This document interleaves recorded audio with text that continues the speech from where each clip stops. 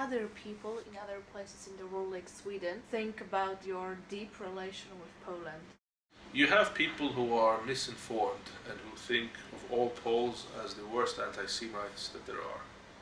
And I say jokingly to everyone that I know from Poland that really I should be employed by the Polish embassy, because there's no bigger ambassador to Poland here in Israel than me, because especially when I was flying back and forth, but still to this very day, every time that I mention to somebody new that I worked in Poland or work with Poland still today, or even people who I do know and who know it from, I'm not saying daily, but I'm saying very often do I spend considerable amount of time, well, as it were, defending Poland, or saying, look at this, look at this, look at this, look at all these good things.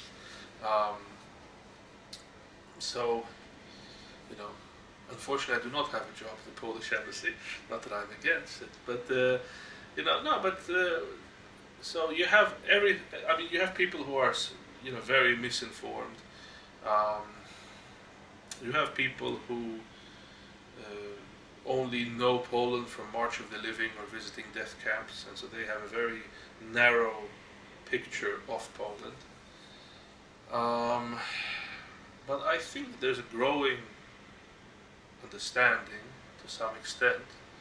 Um, Partially, I think, due to the fact that Poland has more and more foreign students, but that has caused the the appearance of X amount of people who have gotten to know Poland without any not the Poland of death camps, the everyday Poland. And sure, some of it is bad, but some of it is good, and whatnot. And they bring that into the Jewish world. I'm talking about those of them who are Jewish. I mean, if they're just, I also knew people who go from Scandinavia to Poland and to other Eastern European countries to study at university who have nothing to do with Jews. But those who are Jews then later are able to to give a different picture of Poland.